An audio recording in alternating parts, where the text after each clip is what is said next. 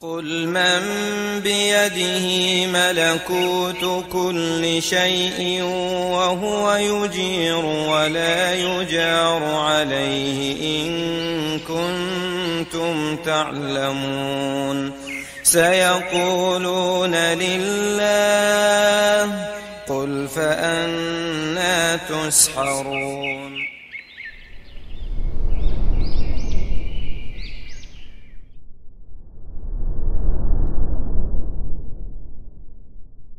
Assalamualaikum warahmatullahi wabarakatuh.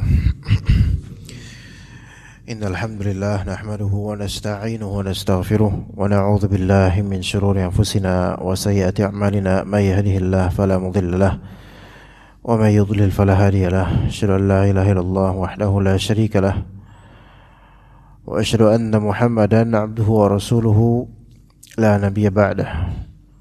Allahumma inna nas'aluka ilman nafi'a wa rizqan thayyiba wa amalan mutaqabbala.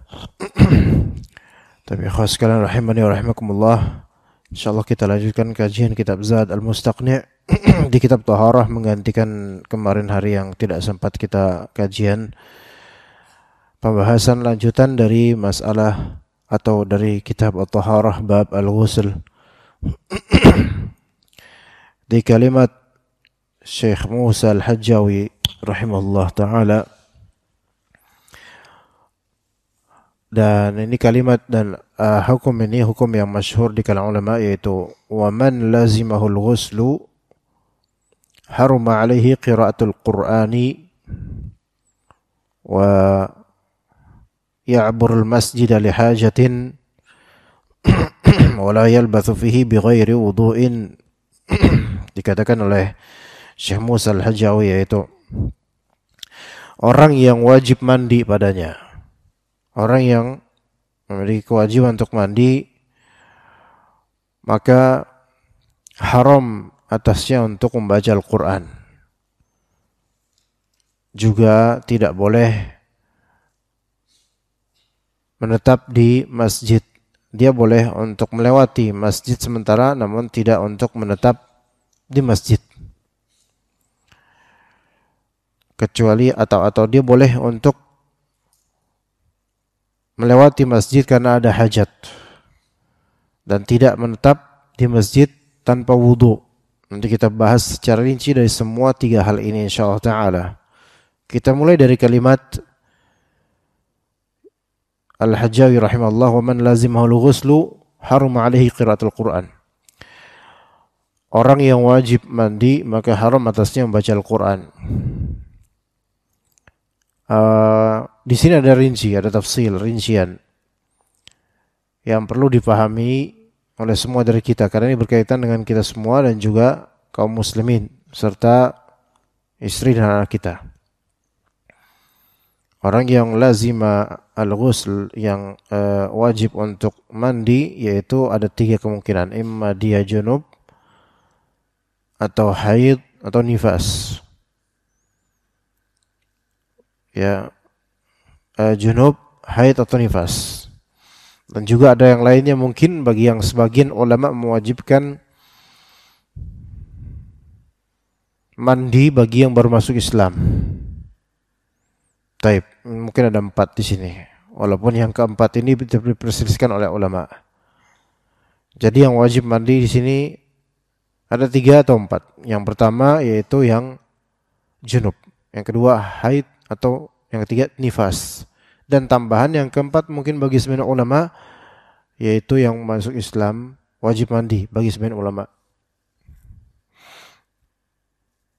Maka kalau orang itu wajib mandi, maka dia di dalam fikih ini, dalam teks ini haram baca Quran. Saya berarti orang junub haram baca Quran menurut teks ini. Perempuan haid haram baca Quran menurut teks ini. Berarti perempuan yang nifas. Juga orang yang baru masuk Islam, dia bagi sebagian ulama dia wajib mandi. Maka ketika dia masuk Islam dan belum mandi, maka enggak boleh dia baca Al-Quran menurut teks ini. Teks yang anda maksud adalah teks fikih, bukan teks hadis atau teks Al-Quran. Maka kita katakan di sini, untuk yang wajib mandi, memang orang ketika junub maka dia memiliki kewajiban mandi. Orang yang haid, walaupun dia masih haid, dia memiliki kewajiban mandi, namun kewajiban itu baru dimulai ketika haidnya terputus. Begitu juga dengan nifas. Maka kewajiban mandi perempuan haid dan nifas itu ada ketika masa haidnya juga. Namun itu hanya sebatas hukum wajib atasnya. Adapun pelaksanaan kewajiban maka baru bisa dilakukan ketika haidnya terputus atau nifasnya terputus. Adapun kewajiban mandi bagi orang junub maka itu ada langsung setelah dia junub, wajib mandi. Dan kewajiban tersebut betul-betul mentok harus segera dilakukan jika darurat menuju sholat. Maka wajib mandi secara darurat. Membaca Al-Quran merupakan ibadah yang maklum. Kita semua tahu akan kebaikannya. Dan membaca Al-Quran di sini hanya salah satu contoh yang disebutkan oleh penulis rahimahullah, melainkan juga masalah salat. Salat, orang yang wajib mandi maka haram salat. Haram di sini tidak sah salatnya. Sekalipun wajib atasnya salat, namun haram atasnya penunaiannya kecuali dia mandi dulu.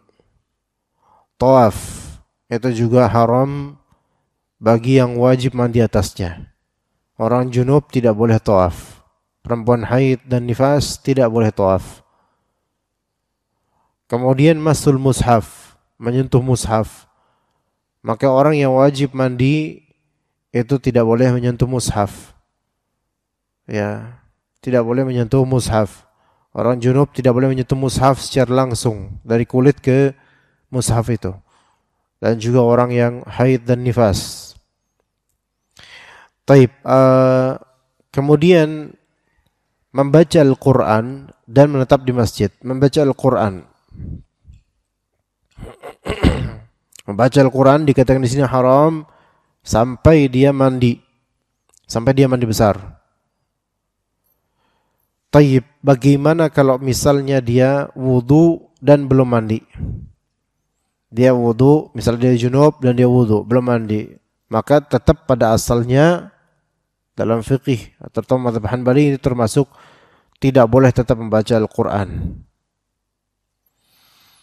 Dan membaca Al-Quran yang dikatakan di sini haram itu adalah membaca satu ayat atau lebih, baik dari mushaf langsung, dari handphone atau dari hafalan. Ya, maka ini semua termasuk membaca Al-Quran. Membaca Al-Quran.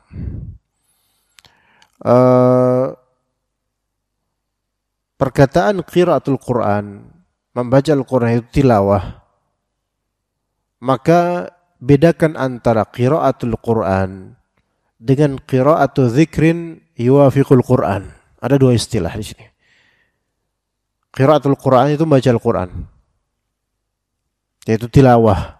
Dan kemudian yang kedua, qiraatul dzikrin yuwafiqul Quran, yaitu membaca satu zikir yang selaras dengan Al-Quran. Ini beda.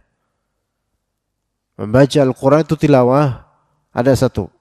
Yang kedua, membaca suatu zikir yang muwafiq bil Quran, yaitu yang selaras dengan Quran, yaitu mungkin diambil dari Al-Quran, seperti membaca doa yang berasal dari Al-Quran. Maka ini bukan tilawah. Ya, dua hal yang berbeda. Dua hal yang berbeda. Membaca Al-Quran ya dalam rangka membaca tilawah, seperti imam baca Al-Quran, maka ini tilawah. Adapun yang kedua, qiraatu dzikrin yuwafiqul Quran atau qiraatu du'ain yuwafiqul Quran, membaca doa atau membaca zikir yang selaras dengan Al-Quran, maka ini hal yang berbeda. Hal yang berbeda. Misal,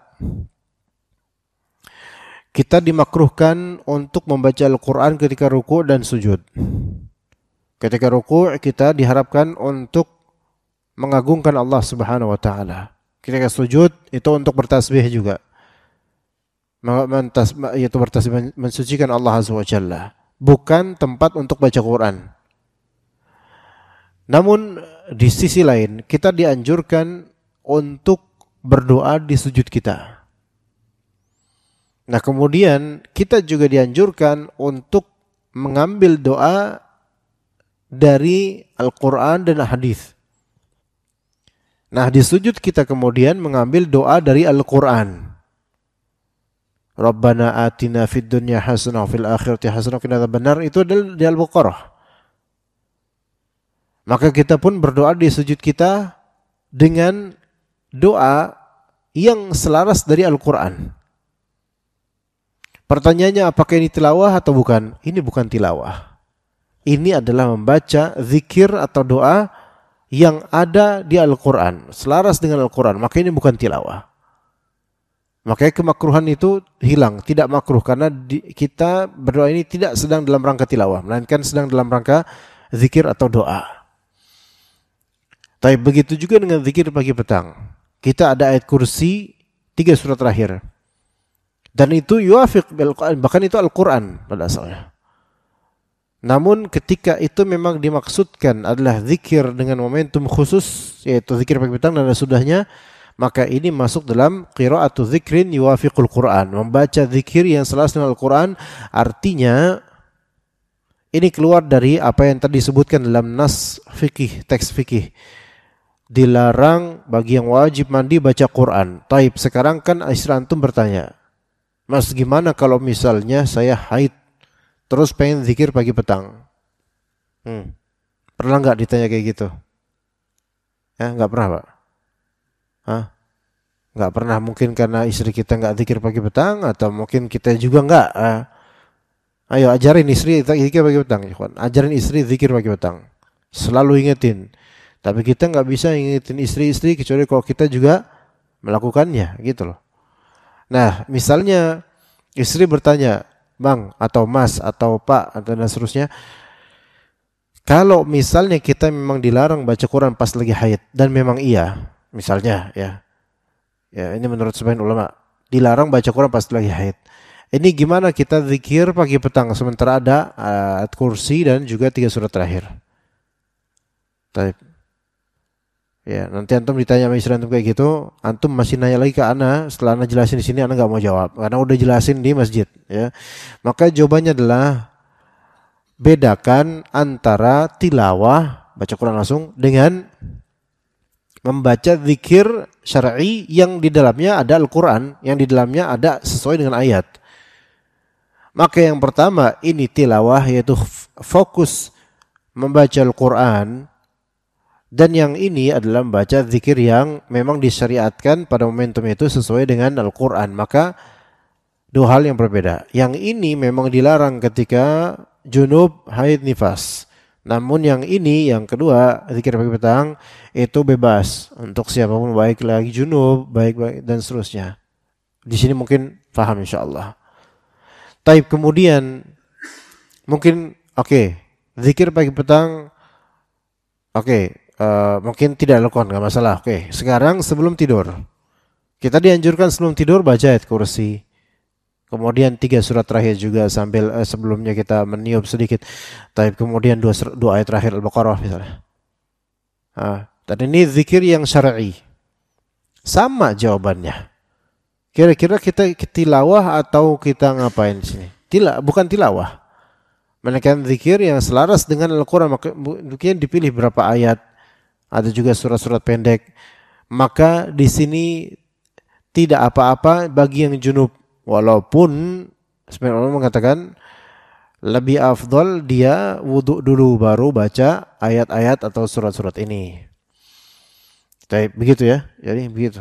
Insyaallah itu bukan termasuk tilawah. Nah, berbeda dengan misal antum dianjurkan dengan salah satu hadis, walaupun diperselisihkan ulama keabsahan hadis ini, yaitu di tiap malam baca surat Al-Mulk untuk menghindarkan diri dari azab kubur. Ya, taib di sini wallahu alam yang lebih sahih untuk membaca surat Al-Mulk, apalagi dengan panjangnya segitu, maka ini masuk dalam tilawah. bukan masuk dalam zikir biasa yuwafiq Al-Quran, melainkan ini tilawah langsung, membaca Al-Quran. Maka dengan ini wallahu alam, kalau pakai mazhab ini, membaca Al-Mulk bagi perempuan haid atau nifas di malam hari termasuk terlarang menurut mazhab ini. Begitu pula untuk yang junub. Ya, taib. Hanya saja ini bukan final. Kita pendapat yang lebih sahih dalam masalah ini bahwasanya yang junub dengan haid nifas itu perlu ada pembedaan. Yang junub dan atau haid nifas ada pembedaan. Memang junub itu bisa untuk laki, bisa untuk perempuan.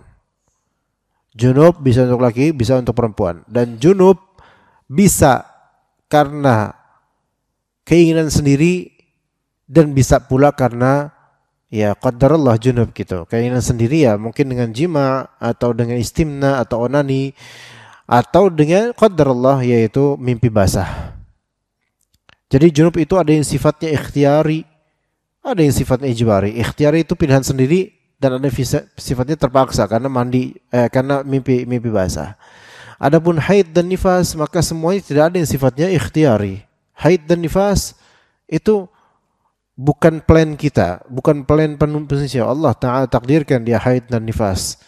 Walau kadang-kadang ada pil untuk penunda haid. Tapi bagaimanapun itu kan di luar nature-nya, di luar keasliannya. Yang nanti ditunda kapan hari nanti dia haid. Tapi kembali ke asal, haid dan nifas itu tidak ada yang sifatnya keinginan sendiri. Ah, saya besok mau haid. Ah, enggak ada orang kayak gitu perempuan. Ah, saya besok mau lahirin. Ah, enggak gitu juga. Ya. Nah, maka dari faktor atau dari bentuk kasus dan penyebabnya, semestinya pendapat Syekhul Islam Ibnu Taimiyah rahimahullah dalam masalah ini itu lebih dipertimbangkan. Bahwasanya orang yang junub dengan orang yang haid dan nifas itu ada pembedaan. Dari segi faktornya pun ada perbedaan. Dan juga durasinya juga ada perbedaan. Coba kalau misalnya junub, mungkin gak orang junub 2 hari dan dia gak mandi-mandi? Gak mungkin. Gimana kan antum junub 2 hari gak mandi? Subhanallah, antum gak sholat lah, gitu kan? Tapi kalau haid, orang haid bisa 7 hari, perempuan haid bisa 7 hari. Kif, sementara Allah Ta'ala memerintahkan kita baca Al-Quran, zikir 7 hari haid. Bahkan nifas lebih memiliki kesulitan tersendiri. Bisa 30 hari. Dan bahkan perempuan yang paling maksimal nifas 40 hari. Subhanallah. Nah, di sini mulai kita berpikir, kalau misalnya orang yang wajib mandi ini dilarang baca Quran, mungkin yang junub bisa tahan, dia nggak baca Quran, nggak sampai sehari dia junub. Tapi kalau orang haid, 6 hari dia haid nggak baca Quran, subhanallah, atau nifas, sebulan dia nifas nggak baca Quran, nonton Korea aja terus tuh perempuan, gimana? Ini kan nggak. Maka tinjauan ini perlu ditinjaukan ya. Dalil, nah sekarang kita ke junub dulu, ke masalah junub. Dalil bahwasanya junub itu terlarang untuk baca Quran. Ada hadis Ali radhiyallahu anhu yang disebutkan dalam Musnad Ahmad, Sunan Abi Daud, Sunan Nasa'i dan lainnya, Tirmizi juga. Anna Nabi sallallahu alaihi wasallam kan yu'allimuhum al-Qur'an. Nabi sallallahu alaihi wasallam mengajarkan para sahabat Al-Qur'an. Wa kana la yahjuzuhu 'anil Qur'ani illa al-janabah. Dan tidak ada yang menghalangi Nabi sallallahu alaihi wasallam dari Al-Qur'an kecuali junub. Kecuali junub. Ini menunjukkan wallahu alam mafhum dari hadis ini bahwasanya junub itu atau ketika beliau junub, beliau tidak membaca Al-Quran dan tidak mengajarkannya. Tidak membaca Al-Quran dan tidak mengajarkannya. Taib. Alasan yang kedua, bahwasanya dengan melarang membaca Al-Quran bagi orang junub, maka ini ada anjuran untuk bergegas mandi junub. Untuk bergegas mandi junub, maka ada maslahat yang tergapai di sini. Dengan membuat kita larang orang junub membaca Al-Quran supaya dia cepat-cepat mandi junub agar bisa baca Quran. Itu salah satu alasan, alasan dan faktor pengharaman baca Quran bagi orang junub. Namun alasan ini bagi orang-orang yang jarang baca Quran dan nggak pernah baca Quran, ya alasan ini nggak kepake. Karena apa? Ya dia mau kapan kek mandi junubnya, ya tetap aja nggak baca Quran kan gitu. Ya dia bilang, sampean lagi junub ya? Iya. Oh kalau lagi junub tuh nggak boleh baca Quran. Kata dia, ya jangankan nggak junub, saya emang nggak baca Quran, gitu kan? Nah gitu gimana ya? Makanya alasan ini yang kedua ini hanya untuk bagi orang-orang yang rajin baca Quran. Taib. Namun ada alasan yang terkuat nomor pertama tadi, yaitu Nabi SAW tidak ada yang menghalangi dari Al-Quran melainkan junub. Oke. Ada alasan lainnya diriwayatkan. Nah, alasan yang ketiga ini dari hadis yang dhaif. Diriwayatkan bahwasanya malaikat itu ya ada, yaitu gimana, malaikat itu ya seperti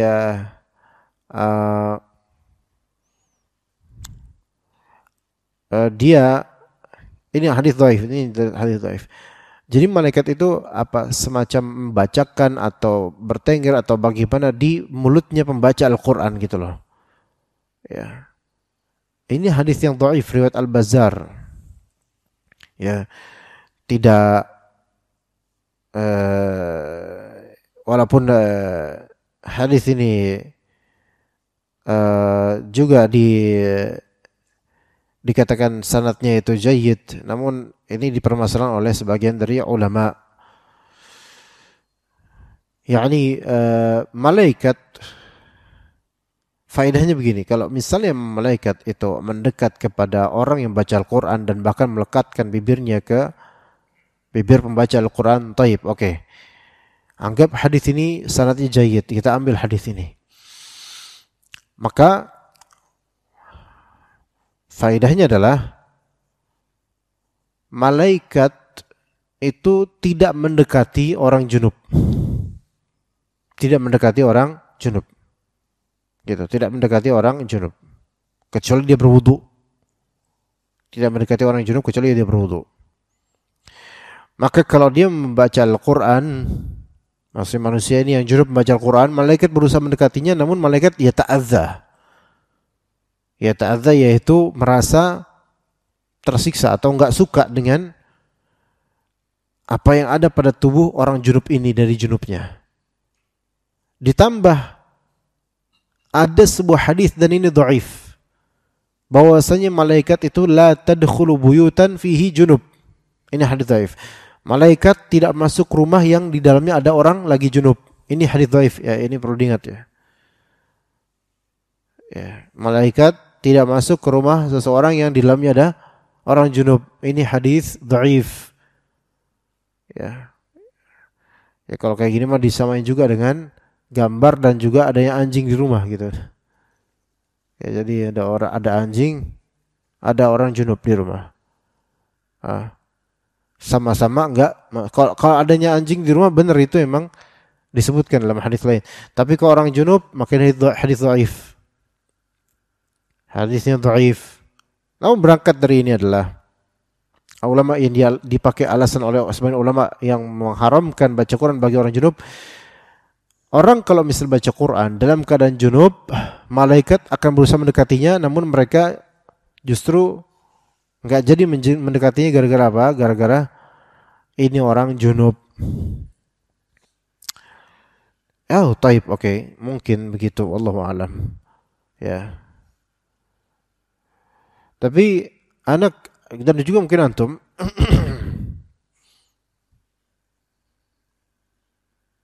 perempuan yang lagi mens atau haid,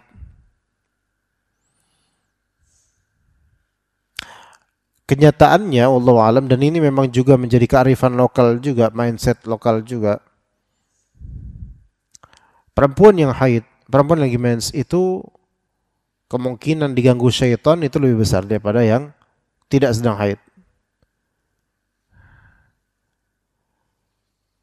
Tapi ini memang kenyataannya begitu gitu.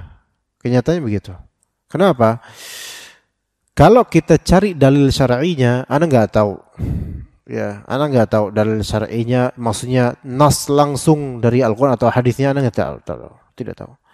Tapi kalau misalnya diambil dari mafhum dari banyak atau beberapa dari hadis, maka itu mungkin saja gitu. Dan kalau kita lihat di waqi' dan realita, ya iya mungkin. Iya, kalau kita lihat di waqi' iya. Karena apa begini?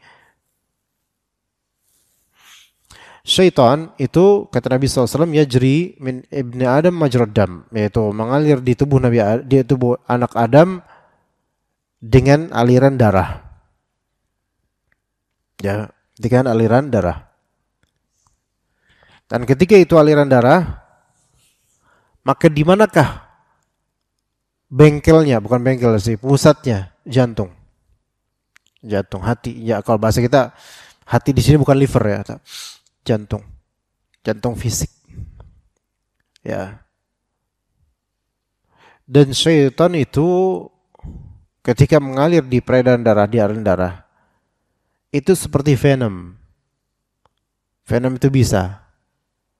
Bedakan venom dengan poison. Venom itu bisa, poison itu racun. Kalau racun itu dia memberikan efek buruk pada kulit ya, atau memberikan efek buruk pada pencernaan, perut dan seterusnya. Tapi kalau bisa itu lebih ke darah, otot gitu. Karena bisa itu diinject, disuntik. Ya, makanya ular itu berbisa.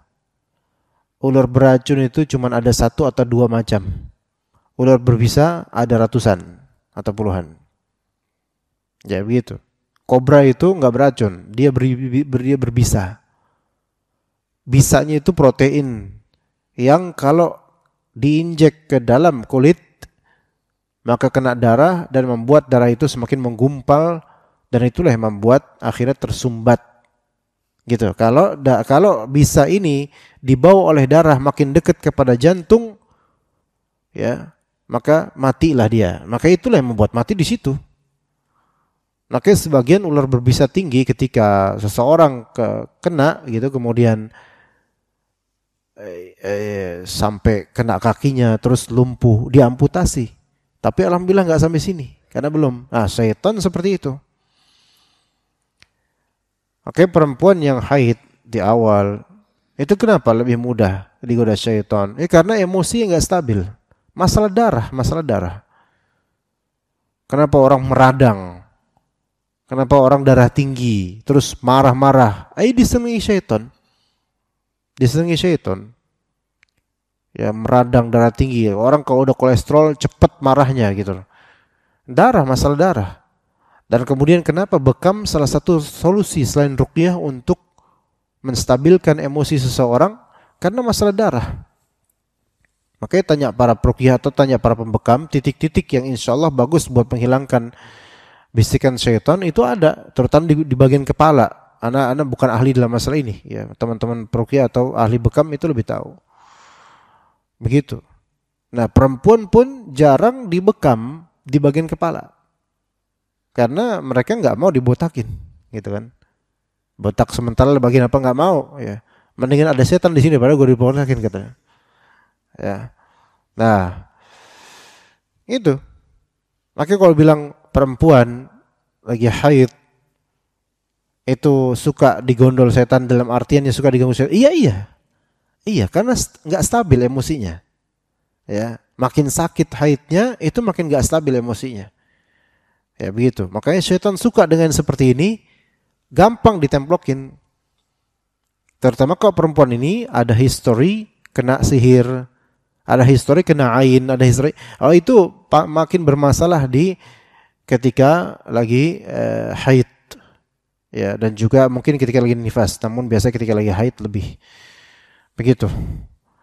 Nah, ya Allah alam, maka ini yang membuat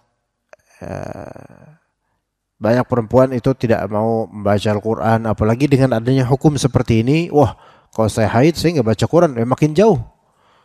Itulah mengapa Syekhul Islam rahimahullah beliau membedakan di sini, kalau haid dan nifas maka kembali kepada aslinya, dianjurkan tetap baca Quran asal tidak menyentuh mushaf.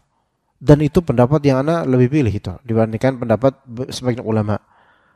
Justru mereka itu perempuan haid dan nifas membutuhkan Al-Quran, membutuhkan zikir, membutuhkan Al-Quran untuk membacanya.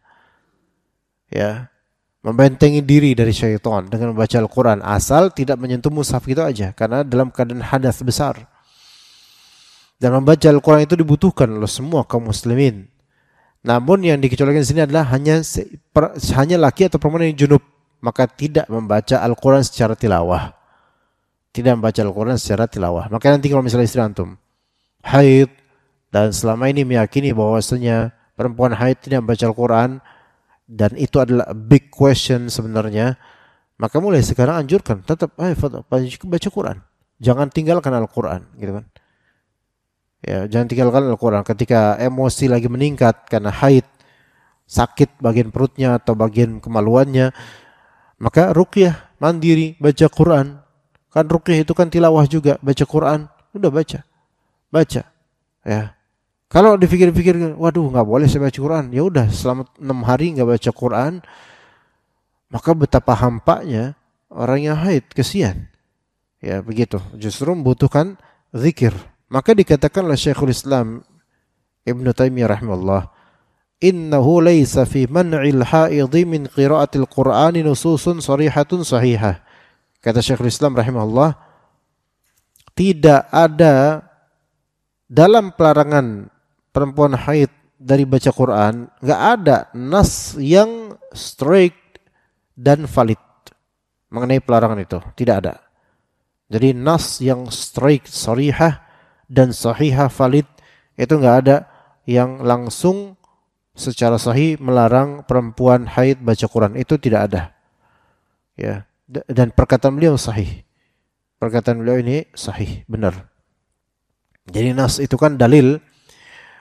Dalil itu kan yang paling kuat adalah yang sharih dan sahih. Sharih itu straight to the point, jelas banget maknanya. Sahih yaitu sanadnya sahih, dalil ini sahih, valid secara pembuktian ketersambungannya kepada Nabi SAW. Nah, namun untuk masalah membaca Al-Quran dan larangan membaca Al-Quran bagi perempuan haid, maka nggak ada dalil yang straight langsung yang sahih gitu, nggak ada. Dan perkataan beliau sahih. Asalnya membaca Al-Quran itu boleh. Sampai ada dalil yang melarang. Taib. Mungkin tadi antum bertanya, lah terus kok yang junub dilarang? Ya itu kita udah sebutkan dalilnya, hadis Ali bin Abi Thalib bahwasanya Nabi SAW mengajarkan Al-Quran kepada sahabat dan tidak ada yang menghalangi beliau dari membaca Al-Quran melainkan apa? Junub. Kalau ini dalilnya apa? Walaupun tidak straight langsung, ya, tetapi mafhum darinya adalah junub itu membuat Rasulullah SAW tidak membaca Al-Quran, itu yang dipahami. Ya, itu jelas jadi dalil. Tapi kalau untuk pelarangan untuk haid dan nifas, maka tidak. Kalau dikatakan yang junub itu kita ada larangannya, hadis Ali tadi betul ada, oke. Maka kita kiaskan yang haid dan nifas, kita kiaskan junub ya dengan junub. Maka kalau junub diharamkan baca Quran, haid dan nifas juga dong dikiaskan karena kan sama-sama hadas besar. Ya, maka kita katakan ini qiyas ma'al fariq. Kalau misalnya hanya melihat dari sisi hadas besar saja, maka mungkin oke. Tapi lihat sisi lain. Lihat sisi lain. Sisi yaitu haid, junub itu ada yang diatur oleh diri sendiri, ada yang Allah Ta'ala yang ngatur melalui mimpi basah dan lainnya. Sementara haid itu mau gak mau terjadi pada perempuan. Ini nifas juga begitu, berarti bukan ikhtiar dan bukan pilihan mereka. Itu satu. Kemudian durasi. Junub itu durasi nggak sampai sehari. Haid dan nifas bisa berhari-hari, bahkan ada yang berbelas hari, yaitu haid, atau berpuluh hari. Maka ini qiyas ma'al farik, yaitu qiyas yang tidak apple to apple. Ya, sementara kita dan manusia seluruhnya diperintahkan untuk berzikir banyak-banyak. Di antara zikir yang afdol adalah baca Al-Quran. Kesian sekali perempuan haid dan nifas. Sudah mereka diuji dengan haid dan nifasnya, udah gitu dilarang pula baca Al-Quran di durasi yang begitu panjang. Sementara mereka itu sangat menginginkan baca Quran, karena masa-masa haid itu kadang-kadang nggak enak gitu loh, sehingga perlu menenangkan dengan baca Quran. Mereka berhajat dengan itu. Ya, maka wallahu alam yang lebih sahih bahwasanya diberi keringanan untuk perempuan haid, apalagi perempuan yang nifas, karena nifas itu umumnya lebih panjang durasinya dibandingkan yang haid. Ditambah pula yang nifas biasanya itu menyusui anaknya. Biasanya menyusui anaknya. Jadi tantangannya itu lebih panjang lagi, lebih banyak lagi.